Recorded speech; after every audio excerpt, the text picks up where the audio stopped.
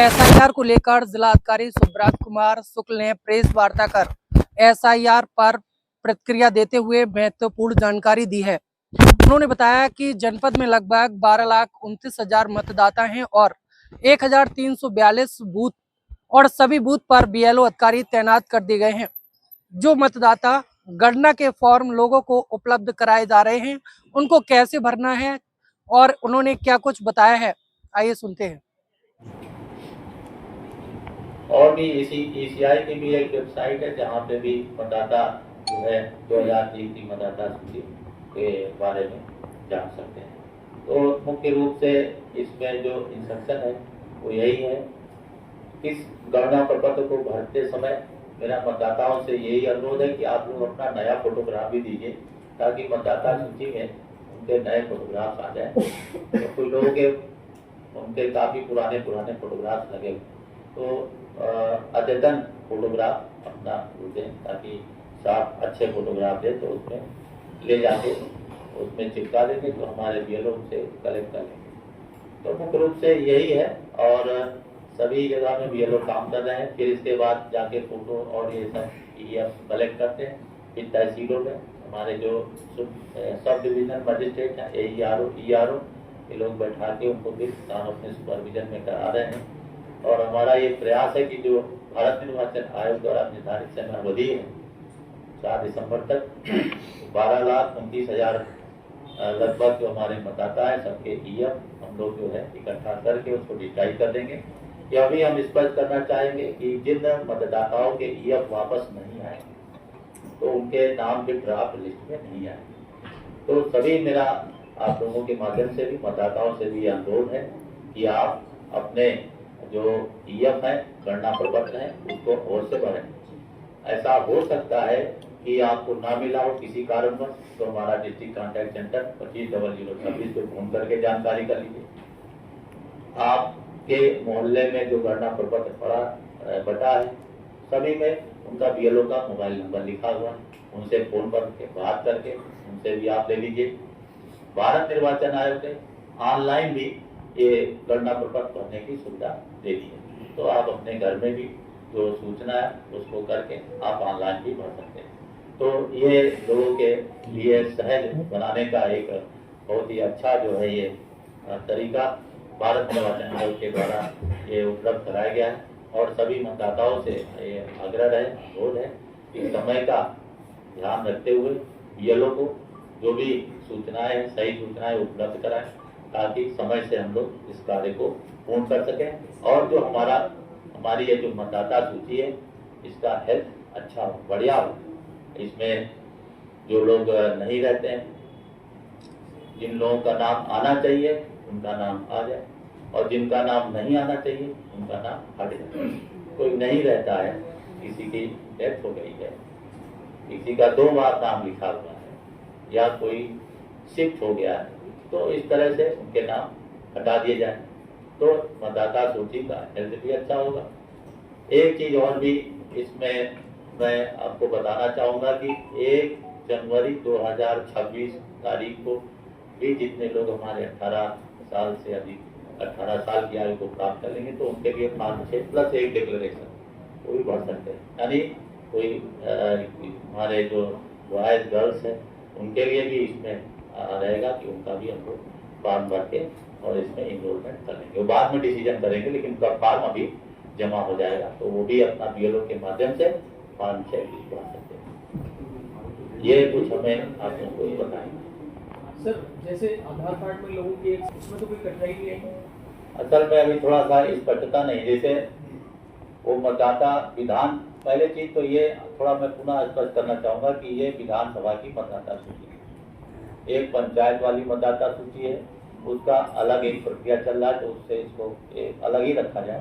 एक तो ये चीज है विधानसभा की जो मतदाता सूची है जो जहाँ से मतदाता है उसको वहीं पे गणना प्रपत्र मिलेगा। गांव में अगर वो मतदाता है तो गांव में जाएगा, वो शहर में है तो शहर में जाएगा। अब जब उनको ईएफ मिलेगा तो वो अगर आप ये कह रहे हैं कि अपना वो शिफ्ट कराना चाहते हैं अगर मान लीजिए अपना शिफ्ट तो उसके लिए फॉर्म 8 भरना होता है शिफ्टेड वाला फॉर्म उसके लिए अलग से भरना होगा। जैसे अगर 2 जगह पे जहाँ आपने बताया कि इसमें है, आप देख ही रहे हैं कि उसमें आज भी अखबार में निकला, मुख्य निर्वाचन अधिकारी महोदय ने इस पर स्पष्ट किया है कि उसमें कानूनी प्रावधान है। डीएम साहब, कई लोगों के फॉर्म जो है खराब हो रहे हैं, जो भरना नहीं जानते हैं, तो उनके एक ही बार फॉर्म दिया जा रहा है। अगर वो किसी फॉर्म गलती से खराब हो गया तो उसमें देखिए, उसमें ये व्यवस्था है कि हमारे जो बीएलओ है उनको ब्लैंक फॉर्म भी दे दिया गया। होता क्या है कि जो ये ईएफ है उसमें मतदाता का पूरा प्री प्रिंटेड रहता है, पहले से ही छपा रहता है, वो दिया जाता है। मान लीजिए फट गया, कोई बात हो गई, तो उसको बीएलओ को ब्लैंक फॉर्म भी दिया गया, लेकिन उसमें फिर थोड़ा ज्यादा भरना पड़ेगा, और तो उसकी व्यवस्था है। ये तो नए जो मतदाता बनने हैं, पहले उनके फॉर्म उपलब्ध नहीं करा, वो कह रहे हैं अधिकारी ने मना कर दिया कि नहीं ऐसा मतदाता नहीं फॉर्म मत है। देना। नहीं, हम फिर आप अगर स्पेसिफिक कहीं बता देंगे तो वहाँ पे भी उनको कह देंगे। अब हम लोग इसको बार बार कह रहे हैं कि फार्म 6 बटेगा, वो एक अलग प्रक्रिया है। जो 18 साल की आयु को पूर्ण होंगे उनका जरूर मतदाता सूची में नाम आए।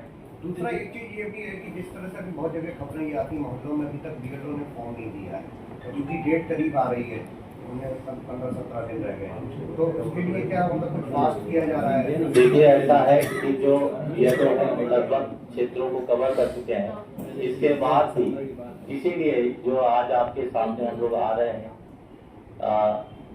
डिस्ट्रिक्ट कॉन्टैक्ट सेंटर है 250026, इसके माध्यम से फोन करके, या हमारे तहसील में आप जाके देखें, पूरा मेला लगा हुआ है, सब लोग बैठे हुए हैं। तो अगर किसी का ऐसा कोई है, मान लीजिए कि किसी का घर बंद है, बाहर से नहीं थे, तो हो सकता है उसका घर के अंदर डाल दिया या कहीं पे चस्पा कर दिया हो, मिसप्लेस हो गया हो, तो ऐसे भी जो मतदाता है वो अपना संपर्क करके कर सकते हैं। और कोई भी मतदाता अपने डिटेल में जाके अपना ऑनलाइन भी कर सकते हैं।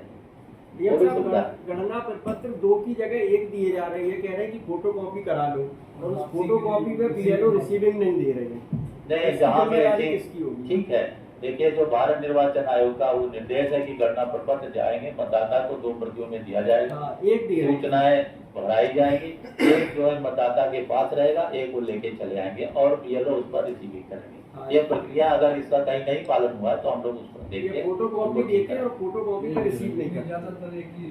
तो ये इसको हम कराएंगे। इसमें एक चीज और भी है कि जैसे कुछ बीएलओ ने क्या किया, तमाम ऐसे मतदाता जो भर ही नहीं पा रहे हैं, तो बीएलओ ने उनके यहाँ बैठ के उसको बढ़ा दिया, दोनों, एक उनके पास छोड़ दिया और एक भरा के लेके आया। ऐसा भी 3 दिन पहले लोगों ने बताया था, तो उसमें ये हुआ कि भाई एक वो भर के ले आया, एक आपके पास छोड़ आया।